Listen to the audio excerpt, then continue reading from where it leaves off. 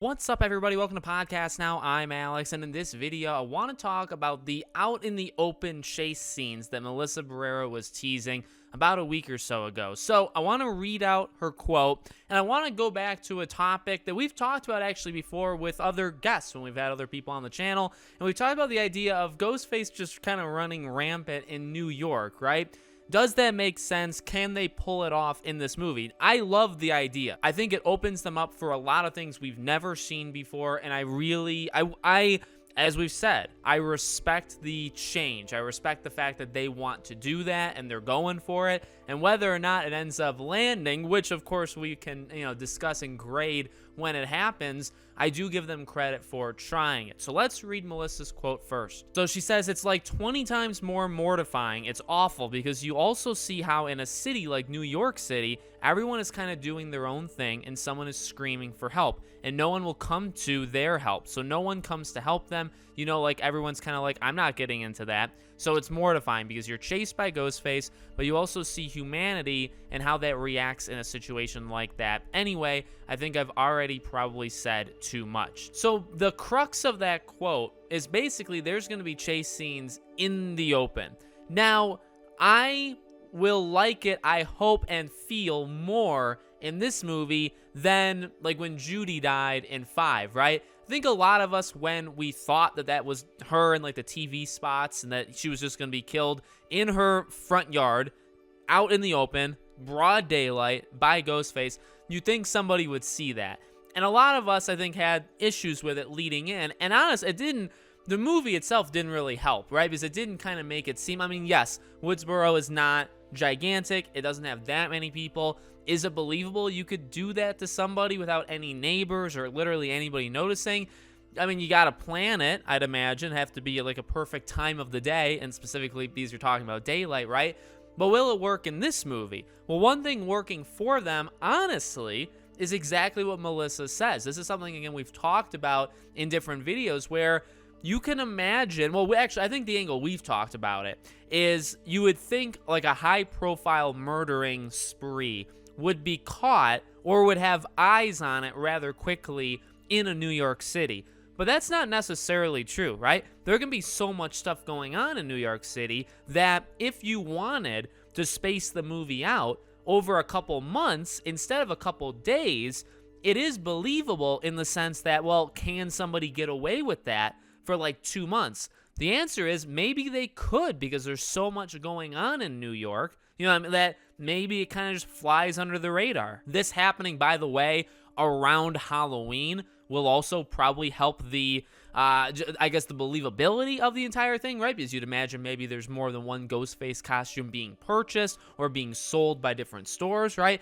You can't necessarily trace where it came from or who's wearing it because multiple people are selling it. Multiple people have bought it, and multiple people are wearing it. So, again, I would believe that. It's a great counter argument when it was originally brought up, and you can have the same, I think, feel to the chases. If Ghostface were to chase Sam, which, could she be referencing somebody else? Yes.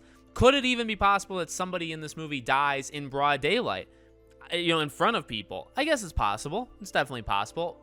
She's probably talking about herself. I feel she could be talking about like her and Tara both like going. And I could imagine this isn't going to strictly be outside, right? We seem to have some hints that like that bodega, that kind of shop, that they're going to go into that. So maybe they're being chased down the street and they kind of pop into a store to hide. Maybe that's where the fridge comes in that probably Tara goes into, right? Like, I doubt, or the subway. People have brought up the subway. I think there's going to basically be something to split up the outside chase, because I don't think you can be chased in broad daylight for that long. I think you could probably do it a little bit, but you have to have the characters enter somewhere. And again, we already kind of have clues of what that'll be. But again, I think it can honestly work really well, because I would believe that. People inherently don't really you know, that kind of like study if like if you're like asking for help or you fall down or something on the street, and like most people will walk right by you. Most people, you know, most people feel something, but most people also are incredibly like they don't want to enter. And again, I mean, I'm kind of just re-saying Melissa's statements. People do that. That's a real psychological thing with people where they don't want to engage, right? They're not going to kind of go out of their own way to do something. So if you're getting chased, well, number one, it can be so packed on a street that somebody maybe can't even tell that there's a ghost face like with a real knife, right? So that's the first, especially if we're talking like Halloween era or like time period, right? So maybe there's, I don't know why there'd be multiple people in ghost face costumes walking down the street. Maybe there would, right? Or if it's closer to the college, maybe that makes more sense. Maybe it's a college party, right? It's believable.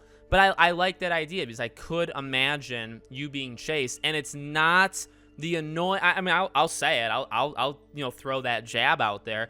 It was annoying, the Judy thing, because it's like, again, is it possible for that to happen?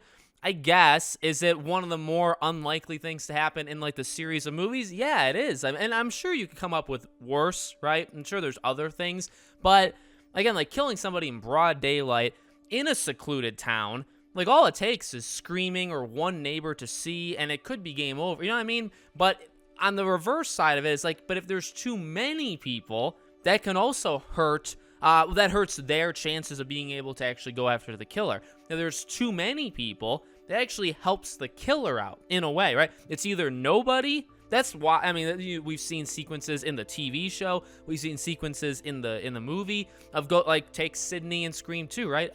During the play. I mean, could somebody realistically have seen Ghostface? Yeah, probably, but there's so much going on. There's lighting effects and all this stuff. If it's taking place at a busy street corner where cars are going and lights are going and people are crossing, it's believable enough that you may not be able to spot somebody dressed up with, you know, with a huge white mask. You may not be able to spot that, and I could believe that. So I'd imagine, again, she's teasing herself. And maybe that leads into her going into a shop or her going into the subway, which, you know, I do think will be part of something. I think it'll work. So I've definitely come around to the idea of Ghostface existing in a very populated area, both from like the metrics of, you know, could somebody spot them, I guess with your eyes, right, during like the act. I believe it's believable, whatever they want to do. Also catching them, like detective-wise, catching them, afterwards.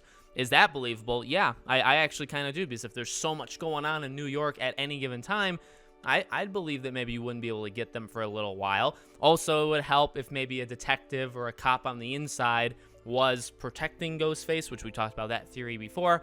That could definitely be a good way of doing it as well, or both combined, because that would make it even easier. So let me know what you guys think in the comments. Make sure you guys are subscribed, bell icon turned on so you know when all these videos go up. I like doing these kind of 1 week discussion videos. I'm going to have more guests come. We're going to start to, do different stuff with Scream. And obviously once we get, news, once the stuff really starts rolling, I'll be making many more Scream videos like how I did, multiple times a week, if not daily, as they come to me. So thank you for watching, and I'll see you all on the next one.